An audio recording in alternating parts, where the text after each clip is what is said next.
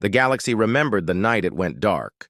Not because of war, not because of plague, not even because of some cosmic accident. The galaxy remembered because humanity had chosen it. The stars themselves had gone silent, not extinguished, not collapsed, but muted, as if the universe itself had bent to the will of one fragile, impossible species. And it all began with a question whispered on Earth, in the labs of dreamers and the hangars of engineers. What if the sky didn't have to shine forever? When you look back at our kind, historians often tell a story of reckless ambition, of fire stolen from the gods, of towers raised until they scraped the clouds, of rockets hurled toward the void. But in truth, there was always something deeper. Humanity's genius was never just in building. It was in asking questions so audacious that the galaxy would tremble at the answers. The first time aliens heard that humanity had theories about manipulating starlight, they laughed. A backwater species, barely crawling beyond its own solar system, boasting of controlling suns. It was absurd. Stars were eternal, ancient, beyond the meddling of mortals. Entire civilizations had risen and fallen without ever denting their glow. But humanity had already learned something the others had not. Light was not invincible. It started with experiments, not with suns, but with photons themselves. On Earth, a coalition of scientists, half physicists, half lunatics, had begun exploring the nature of light as if it were clay to be sculpted. They bent it, trapped it, folded it upon itself. They wove shadows so perfect that even the brightest beam could not escape them. At first, the work was dismissed as optical trickery, but then came the breakthroughs. Light itself could be suspended. Its motion halted. Energy could be forced into silence. And once the idea was born, there was no unthinking it. If we can stop a photon, why not a star? The galaxy had never asked such a question. To them, the heavens were immutable. To us, they were clay. And so, humanity built the silence engines. They were not weapons in the traditional sense. No plasma, no fire, no fusion. They were fields, invisible and incomprehensible, woven from equations that most species would have called madness. Anchored around artificial singularities, the silence engines could stretch across light years, enveloping stars like spider webs. They could whisper into the heart of a sun and tell its light to halt. It took decades to perfect, and the entire time the galaxy laughed. Humanity was called delusional, arrogant, ridiculous. "Play with your mirrors and shadows," they mocked. "Leave the stars to eternity." Until one night, humanity stopped laughing too. The first demonstration took place in the Zeta 9 system, a barren sector devoid of inhabited worlds, watched only by drones. The star burned as it had for billions of years. Its light washed over silent planets and dead moons. And then, in an instant, the silence engines bloomed. Observers from 36 species tuned in to watch the inevitable failure. They were ready with jokes, with derision, with reports titled "The Last Folly of Man." But then the star went dark. Not exploded, not collapsed, not dimmed by distance or shadow. It simply stopped. The light ceased mid-flight, as though someone had taken scissors to the fabric of reality and snipped. Darkness swept outward, not with the speed of nightfall, but instantaneously, as if the entire universe had obeyed a single command.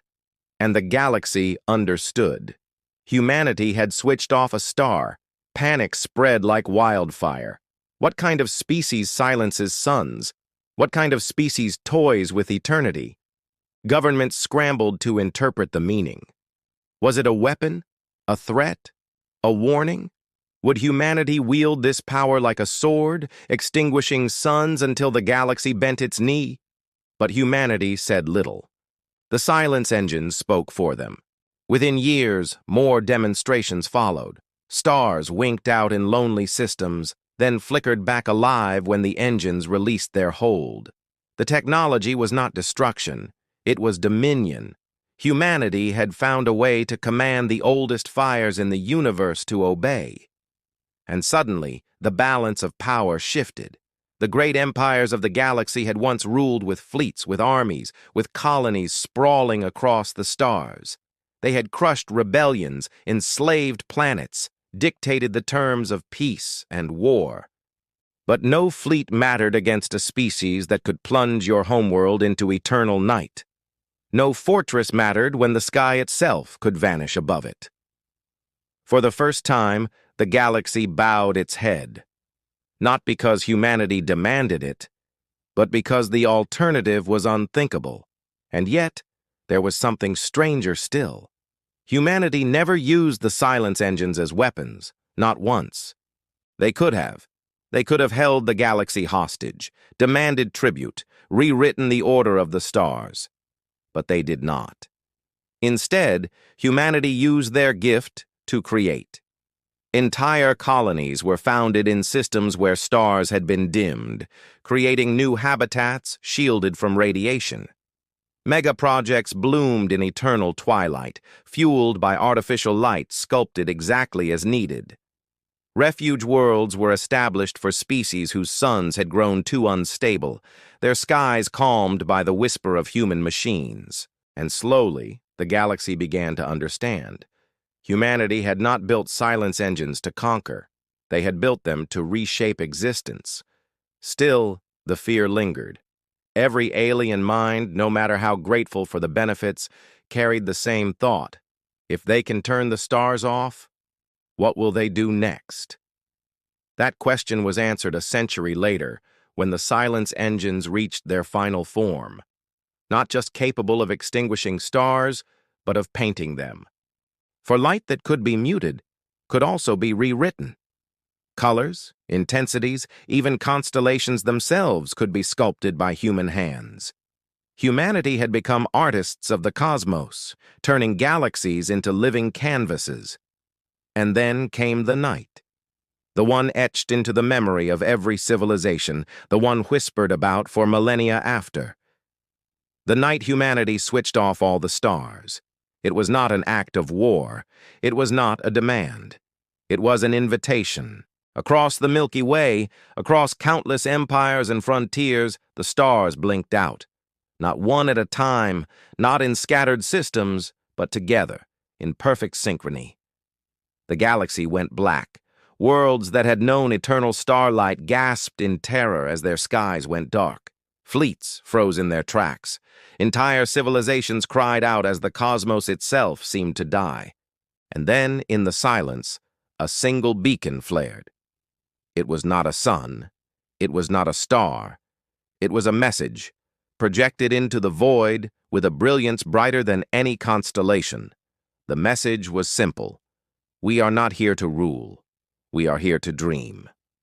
And then the stars returned, each one igniting with colors they had never worn before. Nebulae pulsed in waves of light, entire galaxies shimmering like painted mosaics.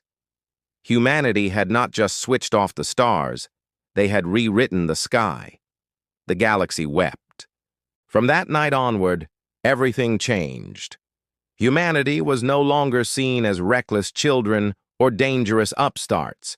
They were architects of eternity, poets of creation, custodians of the very heavens. Civilizations once divided by hatred now gathered under skies sculpted by human hands. Wars ceased as enemies stood side by side, watching their constellations reborn. Hope spread where fear had ruled. For the first time in galactic memory, the stars themselves no longer belonged to nature. They belonged to everyone, because humanity had chosen to share. And so the legend was written. The galaxy would never forget the terror of the night when the stars vanished. Nor would it forget the awe when they returned, more radiant than ever. But above all, it remembered the truth whispered in the dark, that humanity alone had dared to question eternity. That humanity alone had asked, what if the sky didn't have to shine forever? And that humanity alone had found the answer. The day the stars went dark was not the end. It was the beginning. The day humanity switched off the stars was the day we lit the galaxy with dreams.